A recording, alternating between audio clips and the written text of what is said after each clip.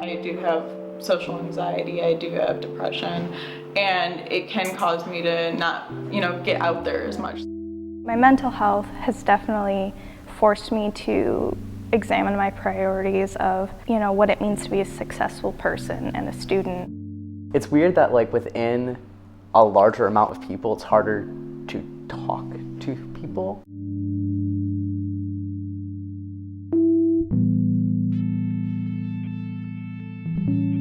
The transition from, where I lived with my mom and coming here to MSU was just really sort of hard emotionally, I think, because for the first time I had been on my own again, and, mental health tends to be something you need sort of a support system with, and that kind of fell through the cracks a little bit. I think my first year and sort of acclimating to the culture and my surroundings was a little more difficult for me. I wasn't diagnosed with anything until I came to college. Things got really, really bad around my sophomore year, and so I was like, well, this isn't normal that I'm having 3 panic attacks a week. This is not okay.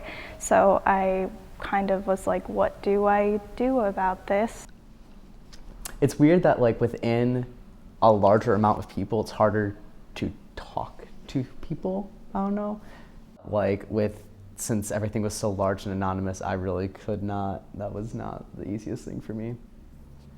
The ADHD makes school a bit challenging. Even in my favorite class, I love the class, I love the teacher, I cannot stay awake because I just can't. I either fall asleep or space out. Certainly I think that there is a lot of performance anxiety for college students, and also kind of life direction anxieties. They're asked to go to college and figure out quickly what their major is, what their direction is going to be. And there's just a lot of pressure. They get into situations where it's overwhelming, and they often isolate and hide their problems. And there's a lot of shame because they're not feeling like they're performing at the level of their abilities.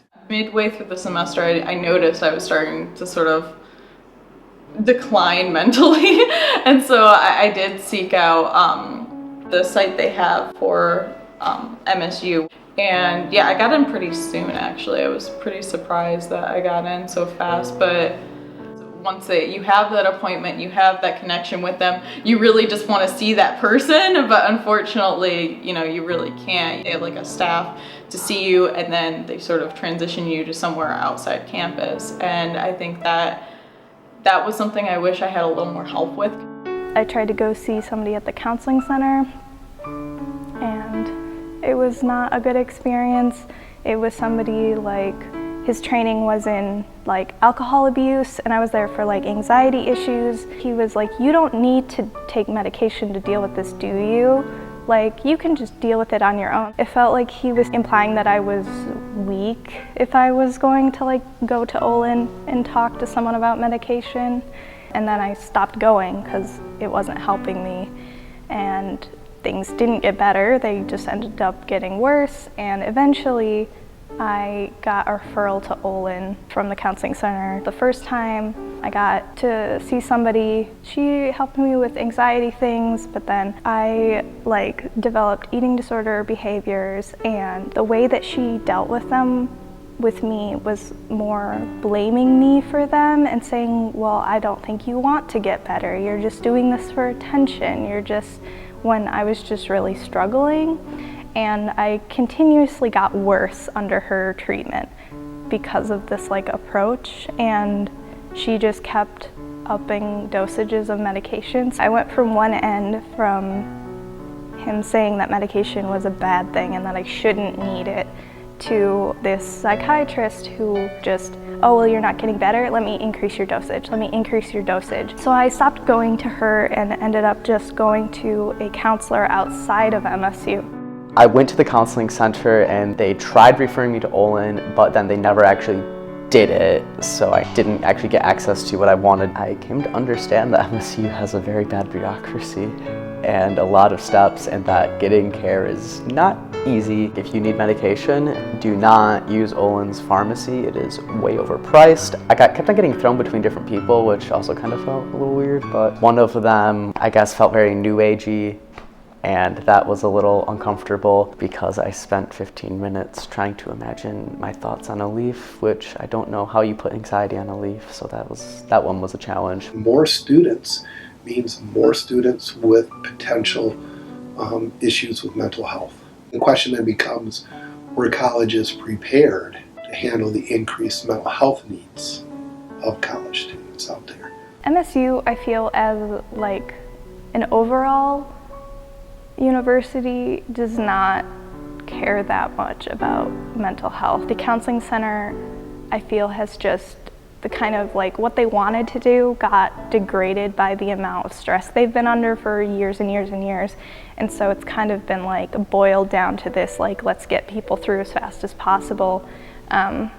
You know, kind of like slapping Band-Aids on bullet wounds because they don't have the resources to do anything else. It's just very frustrating because it feels like there are some good people on campus and in organizations trying to help, but overall, because it's not formulaic, they don't want to put in the effort to help students with mental health problems.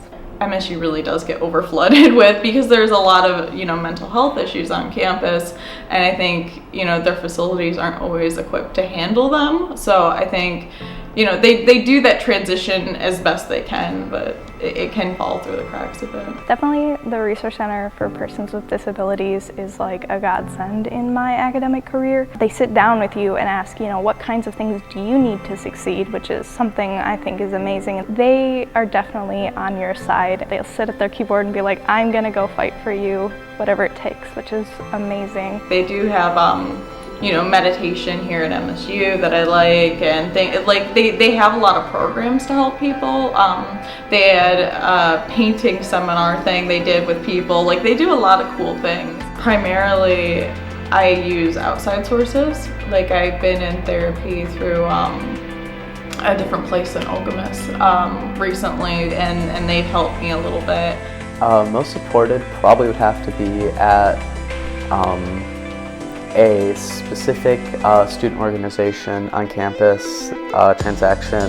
Everybody there gets it a lot better, and being with a group of your peers, not only is it validating, you get to hear what other people do to help with their things to some extent, and just hearing other people's stories and what they go through, I guess, makes it easier to deal with through both learning from them and also having a sense of solidarity that really carried me through. When I started dating my boyfriend, that also has been really good because he also has a lot of the same things I do. Within both of those groups, people know that, hey, if you're acting a certain way, maybe you need to be left alone. It makes you feel okay to, when you're in places where you might normally be judged for doing certain things. If I need to just up and leave because I'm having an anxiety attack, my boyfriend gets it. Both of those have been very good spaces to be able to actually both experience the illness safely and also learn how to deal with it and just feel validated in having it. The mental health system, in a sense, is a safety net. Unfortunately, it's an overwhelmed system, but it's still a system in place. My mental health has definitely forced me to examine my priorities of what it means to be a successful person and a student. Some days I can't leave my house, some days I can't go to class, some days I can't do things that I need to do, but I really need to reframe it and be like, well, if I was physically ill, the legitimate version that people think of, if I had the flu, I wouldn't be, oh, well, you could get up and go to class.